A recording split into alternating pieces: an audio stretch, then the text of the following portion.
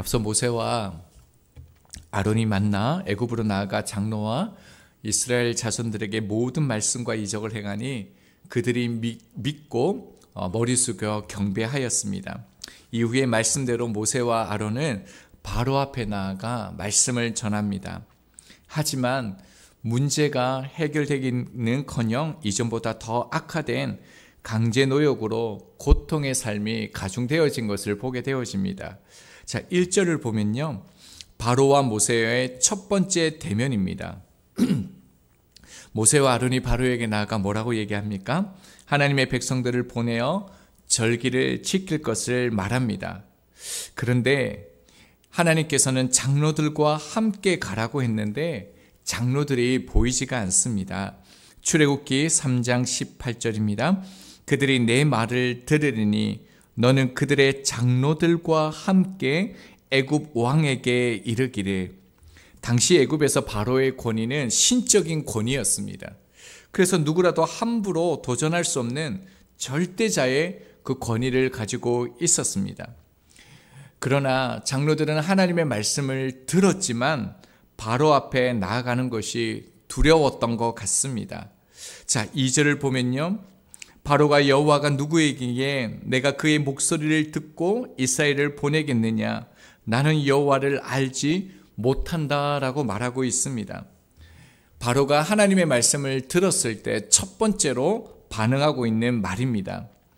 이 말을 보면 미완료형이 사용되어지고 있습니다. 그러니까 절대로 놓아줄 수 없다라는 의지를 드러내고 있습니다. 이 말은 내가 왕이라는 겁니다. 내가 신이라는 것입니다. 너희는 나의 노예다. 나를 예배하라 라고 말하고 있습니다.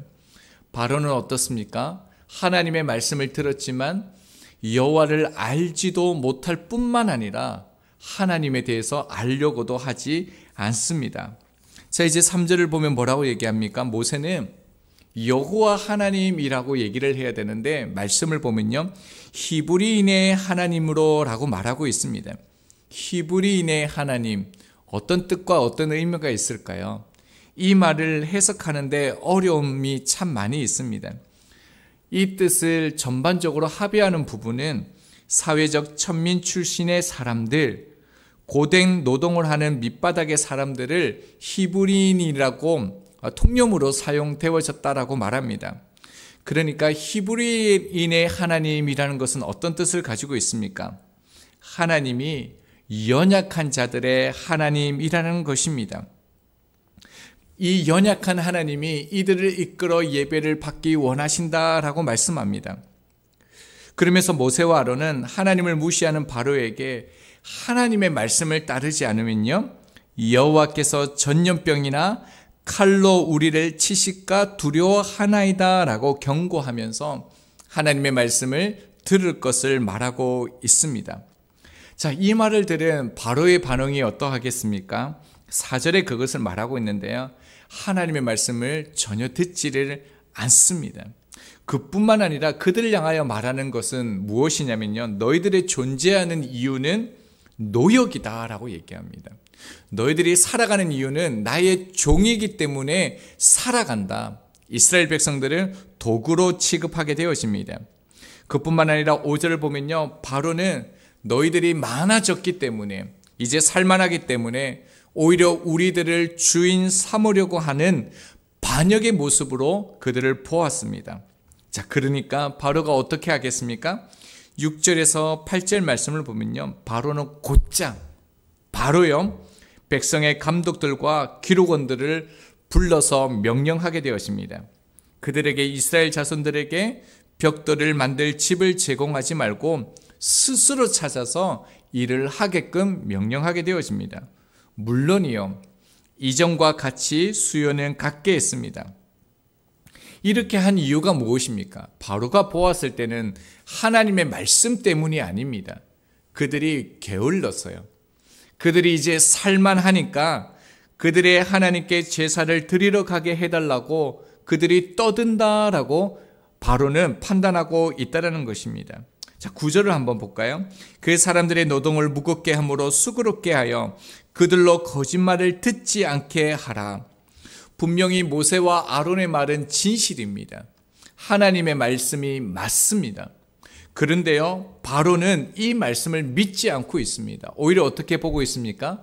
그들이 예배하러 간다라는 이 말을요, 거짓으로 보고 있다라는 것입니다. 이것이 하나님의 말씀에 대한 바로의 결론입니다. 자, 그러면서요, 10절과 이제 13절로 쭉 내용들을 보면 이제 감독들과 기록원들이 바로의 명령을 어떻게 전달하고 어떻게 행해지는 것을 보게 되어집니다. 이스라엘 백성들은 이제 집을 얻어야 됩니다. 이전에는 애굽에서 주었지만 이제는 주지 않습니다. 그러니까 어떻게 해야 됩니까? 온 땅 애굽에 흩어졌다라고 말합니다. 그들이 고센 땅에 살고 있었는데 흩어져서 그 집을 모아서 벽돌을 만들 지경에 이르렀습니다. 여러분, 벽돌을 만들기 위해서 집을 주어도요, 당시에 그 할당량을 채울 수가 없었습니다. 그런데 집을 주지 않으니까요, 어떻게 되겠습니까? 당연히 그 매일의 수요를 감당할 수가 없는 것입니다. 그러자 어떤 일이 일어납니까? 14절을 보면요, 수요를 맞추지 못하자 학대하고 고통을 줍니다. 더욱 안 좋은 상황이 그들의 현실 가운데 찾아왔습니다. 여기까지 말씀을 보면서 어떤 게 느껴지셨습니까? 분명히 아론과 모세가요, 하나님의 말씀을 전했습니다. 그들이 예배하러 가야 된다라고 말했습니다. 자, 예배를 드리러 간다고 하니까요, 어떤 일이 일어났습니까? 12절을 보면요, 고센 땅에 있던 이스라엘 백성들이요, 애굽 전역으로 흩어졌죠. 지금 하나님의 백성들이 흩어지고 있습니다. 그리고 14절에는요, 죽도록 매를 맞을 지경에 놓였습니다. 여러분, 하나님의 말씀에 순종하여서요, 그렇게 하나님의 말씀대로 믿고 나아갔는데 상황은 더욱더 악화되었다라는 것을 우리가 볼 수 있습니다. 자, 이런 상황 가운데요, 이 문제와 이 현실 가운데 모세와 이스라엘의 반응이 참 중요합니다. 모세와 이스라엘 백성들이 어떻게 반응하는지를 주목하면서 보면 좋겠는데요, 모세와 이스라엘 백성의 그 반응하는 모습이 전혀 다릅니다. 자, 15절을 볼까요? 이스라엘 백성들이 지금 누구를 만납니까? 바로를요, 직접 만납니다. 바로를 직접 만나서 억울함을 지금요, 호소하다라고 말하고 있습니다. 바로에게 호소하다, 이 말은요, 앞에서 우리가 계속적으로 보았던 여호와께 부르짖다라는 단어와 똑같은 단어입니다. 지금 이스라엘 백성들은 하나님께 쓰여지는 이 단어를 바로에게 똑같이 사용하고 있다는 겁니다. 자, 그뿐만이 아닙니다. 16절을 보면요, 당신의 종들에게 집을 주지 아니하고 그들이 우리에게 벽돌을 만들라 하나이다. 당신의 종들의 매를 맞사오니 이는 당신의 백성의 죄니이다 라고 말하고 있습니다. 하나님의 백성이요, 세상의 왕이지요. 바로에게 지금 뭐라고 얘기하고 있습니까? 하나님의 백성들은 바로에게 당당히 나아가서요, 집을 달라고 요구하는 것이 아니라 제사를 지낼 수 있게 해달라고, 예배를 드릴 수 있게 해달라고 요구해야 됩니다. 그런데 하나님의 백성들이 하나님을 예배하고 난 후의 모습을 보면요, 바로를 향해서 뭐라고 거듭 반복해서 쓰여지는 단어가 있습니다. 무엇입니까? 당신의 종들입니다. 당신의 종들, 당신의 종들이라고 말하고 있습니다. 이들은요, 당장의 어려움을 해결해 줄 수 있는 바로를 의지하고 있습니다. 그뿐만이 아니죠. 그들을 구원해 줄 자가 바로 왕이고 그들의 생명을 주관하는 자가 누구라는 겁니까? 다름 아닌 바로 왕이라고 판단하고 있다는 것입니다. 이스라엘 백성들은 하나님 앞에 분명히 머리 숙여 경배하였습니다. 그럼에도 불구하고 현실의 삶 가운데서는 바로의 종이라고 그들이 인식하면서 살아가고 있다는 겁니다. 자, 또 반응이 중요한데요, 이들이 지금 세상 앞에서 바로를 향하여 의지하면서 당신의 종입니다, 이 말은 당신이 나의 주인입니다, 이 말이죠. 이렇게 세상을 향해서 하나님의 백성들이 외쳤습니다. 그러면 세상이 뭐라고 얘기합니까? 바로의 반응입니다. 17절을 보면요. 바로가 이르되 너희가 게으르다 게으르다. 그러므로 너희가 이르기를 우리가 가서 여호와께 제사를 드리자 하는도라. 바로는 너희가 게으르다라고 얘기합니다. 반복해서 강조하면서요. 너희가 게으르기 때문에 예배를 드리고자 한다라고 비웃고 있습니다. 18절을 보면 바로는 전혀 그들의 호소에 대해 귀 기울여 주지 않습니다. 자, 이쯤 되자요. 19절을 보면 바로의 마음이 돌이키지 않는 것을 보고 화가 몸에 미친 줄 알았다라고 말하고 있죠. 그러니까 그들은 더욱 앞으로 고통스러운 삶이 되어질 것을 알게 되었다라고 말하는 것입니다. 자, 그리고 그들이요. 20절을 보면 바로를 떠나 나올 때에 왕궁 밖에서 이스라엘 자손의 기록원들이 나오기를 기다리고 있는 모세와 아론을 만나게 되어집니다. 그들이 뭐라고 얘기하겠습니까? 21절을 보면요. 이스라엘 자손은 모세가 바로에게 칼을 주었다라고 원망하고 있습니다. 자, 여기까지가요. 이스라엘 백성들이 이 현실의 어려움 가운데 반응했던 모습입니다. 자, 22절과 23절은요, 이제 모세의 반응이 나오고 있습니다. 22절을 보면 기록원들은 그 이스라엘 백성들의 대표되는 사람이죠. 이 대표되는 사람들이 바로 앞에 나아갔다면 모세는 지금 누구 앞에 나가 호소하고 있습니까? 모세가 여호와께 돌아와서라고 말하고 있습니다. 아주 중요한 것을 우리 가운데 보여주고 있습니다. 모세는 현실의 어려움과 고통과 아픔 가운데서요, 여호와께 돌아왔다라고 말하고 있습니다. 하나님 앞에 나아갔다라고 얘기하고 있습니다. 그리고 하나님 앞에 나아가서요, 원망하고 불평하고 있습니다. 자, 23절입니다. 내가 바로에게 들어가서 주의 이름으로 말한 후부터 그가 이 백성을 더 학대하며 주께서도 주의 백성을 구원하지 아니하셨나이다. 모세는 말씀을 전한 후 더욱 바로가 백성을 학대한다라고 말하고 있습니다. 여러분, 모세는 또다시 하나님 앞에 원망하고 불평합니다. 6번째죠. 계속적으로 원망하고 불평합니다. 그런데 여기에서 보아야 될 것은 원망과 불평이 아닙니다. 하나님은 원망하고 불평하는 모세를 징계하지 않습니다. 여기에 대해서도 말하지 않습니다. 이 부분을 통해서 하나님께서 우리 가운데 말씀하시는 것은요, 원망과 불평보다 더 중요한 것은 이러한 현실 속에서 지금 누구를 의지하고 있는지를 보여주는 것입니다. 이스라엘 백성들은 자신의 문제를 해결해 줄 수 있는 대상을 바로로 삼았습니다. 세상을 의지하고요, 내 삶의 주인으로 세상 앞에 나를 내어주면 안 됩니다. 여러분, 그리스도인이 예배하는 사람들이 하나님을 의지하고 나를 내어주면 어떤 일이 일어나는 줄 아십니까?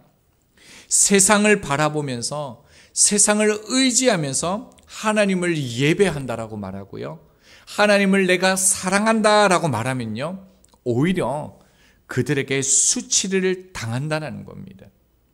세상을 의지하는 사람이 예배하면은요, 오히려 우리의 예배를 봐주지 않는다는 겁니다.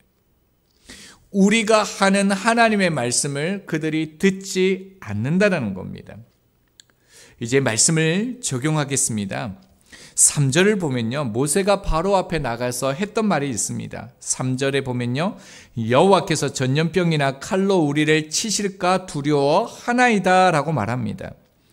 이 말씀은 원래 출애굽기 3장 18절에 하나님이 하신 말씀 중에 하나여야 합니다.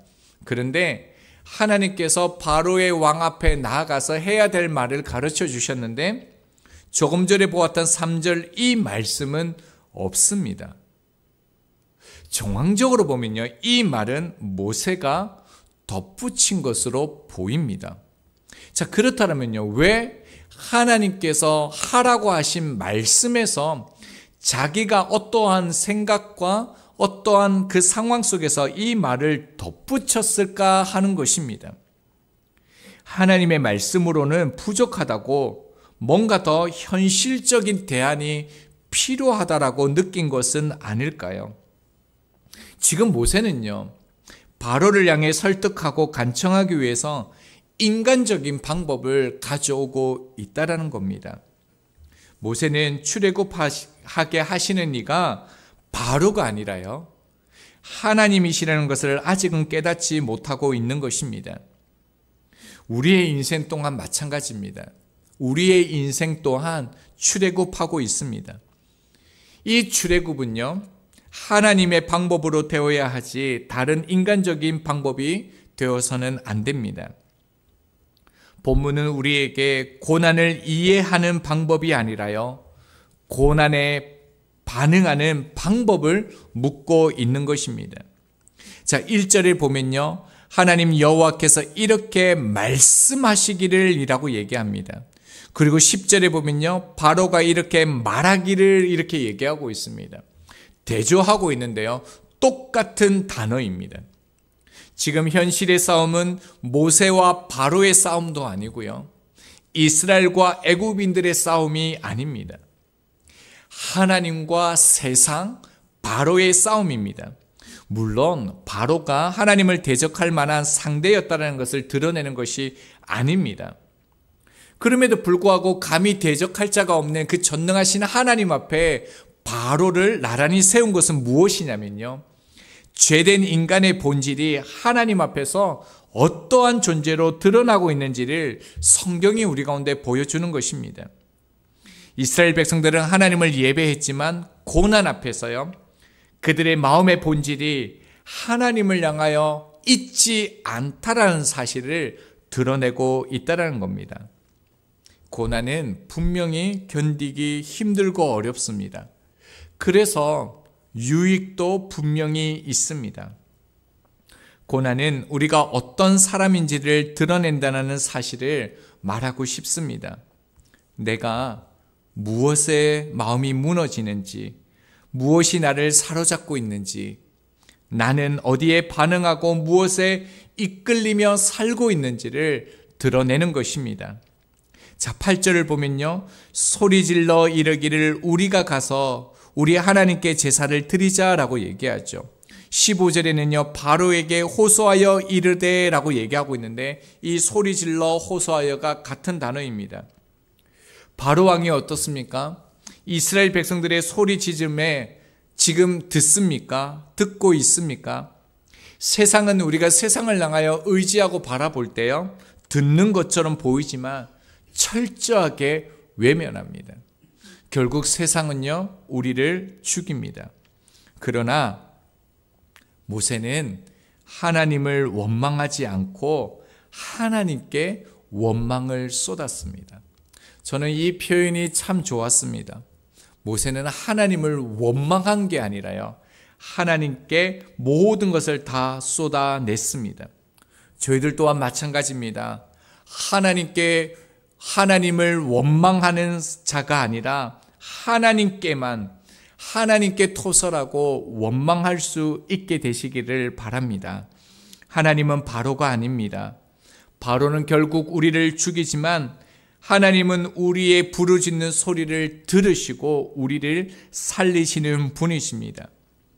하나님이 나의 소리를 들으신다, 나의 고통을 아신다라는 이 사실이 더욱 하나님을 바라보고 의지하는 계기가 되기를 바랍니다. 그럴 때 세상 사람들이 하나님이 여호와이심을요, 알게 되고 믿게 될 것입니다.